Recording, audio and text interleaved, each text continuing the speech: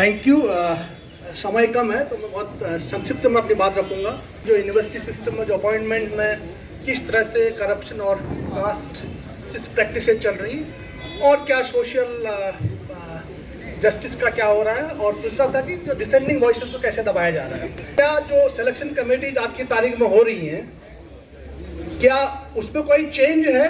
नहीं, कोई चेंज नहीं है। जो प्रक्रिया पूरी जो प्रोसेस है उसमें क्या हो रहा है मैं इस पर फोकस करूंगा 5 मिनट। दिल्ली यूनिवर्सिटी एक केस है जहां पर ट्रांसपेरेंसी का मिसयूज हो रहा है। एक दिन में आप 200-300 कैंडिडेट बुलाते हैं तो आप दिखाते तो हमने सबको बुला लिया। This is misuse of transparency. Very well, हमने सबको बुला लिया। अब 200 कैंडिडेट कैसे करेंगे? मेरी जेब में पर्ची है, मुझे पहले से पता है किसको करना है, तो पर्ची निकालूंगा, सिलेक्शन हो गया। बाकी 199 को रिजेक्ट करना अगर एक पोस्ट है तो it's a process of rejection, not a selection. तो हमें क्वेश्चन करना पूरी प्रक्रिया को। बहुत सारी यूनिवर्सिटी साथ में इसी को ट्रांसपेरेंसी को कैसे खत्म करें, दो तरह से प्रोसेस को हाईजैक कर लिया गया। आइदर मिसयूज ऑफ ट्रांसपेरेंसी और ट्रांसपेरेंसी को ही खत्म कर दें। आप कैंडिडेट का नाम रिवील नहीं करते कि किसको किसको सिलेक्शन में बुलाया गया है। बहुत सारी यूनिवर्सिटी के भी प्रोसेस फॉलो कर रही हैं। उसमें क्या है कि आप अपना फॉर्म का नंबर डालिए, आपको पता लगेगा कि आप शॉर्ट लिस्टेड है कि नहीं है। मुझे ये पता नहीं कि मेरे वर्क कितने लोग शॉर्ट लिस्टेड हैं। तो दिस इज टोटली इनट्रांसपेरेंट प्रोसेस। सो दो चीजें इस तरह से चल रही, तो प्रोसेस को किस तरह से डाइवर्ट करके सिलेक्शन प्रोसेस हो रहा है। तीसरी बात, अपूर्वानंद जी ने बड़ी अच्छी बात कही थी कि जो लोग आ रहे हैं कौन है। एक ही तरह के एक्सपर्ट बार बार आते हैं। कहां से आते हैं, क्यों आते हैं, कैसे आते हैं? क्या एक्सपर्ट को बुलाने का कोई प्रोसेस है?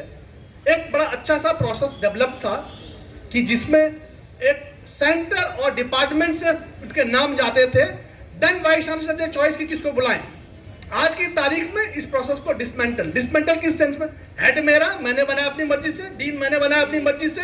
जितने भी डिसीजन मेकिंग प्रोसेस में लोग इन्वॉल्व हैं वो मैंने चुने एज ए वाइस चांसलर। जो मैं कहूंगा वही बोलेंगे, सब तोते की तरह आवाज करेंगे।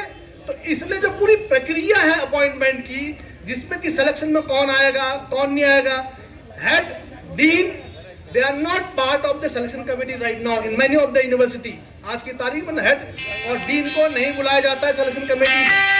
और बहुत जगह दिल्ली यूनिवर्सिटी में शायद फिजिकल मोड में हो रहा है, जेएनयू में आज की तारीख में एक्सपर्ट ऑनलाइन है। ये जो ब्लेंडेड मोड, कहीं ब्लेंडेड भी, आधे ऑनलाइन आधे ऑफलाइन, जो पूरा प्रोसेस ऑफ रिक्रूटमेंट है, मुझे तो लगता है आज की तारीख में जब आदमी सिलेक्शन कमेटी से आता है उससे पूछे भाई किसका सिलेक्शन हुआ, उसको पता नहीं है। कई बार ऐसा लगता है सब ब्लैंक पर साइन करके आ गया है कि भैया भर लेना नाम, इसका भर लेना।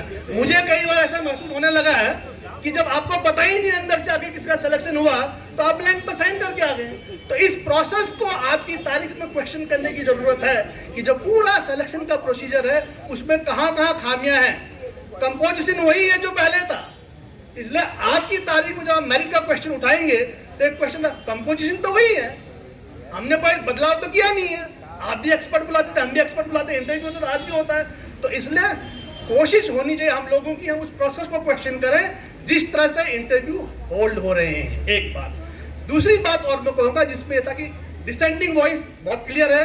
पार्लियामेंट में जिस तरह से लोगों को सस्पेंड कर दिया है, यूनिवर्सिटी सिस्टम में भी आज की तारीख में जिस तरह से कंपोजिशन डिसीजन मेकिंग का हो रहा है, वो बड़ा एक सिस्टमैटिक तरीके से डिसेंटिंग वॉइसेस को सप्रेस करने का तरीका है।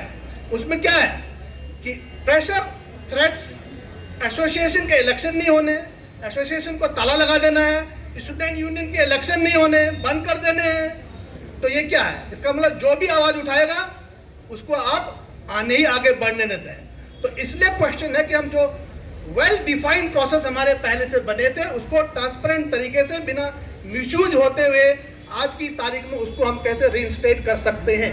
मेरी लड़ाई का मुद्दा ये है और हम सबको इसको आगे बढ़ते हुए लड़ना चाहिए। इसके साथ मैं अपनी बात को समाप्त करता हूँ। धन्यवाद।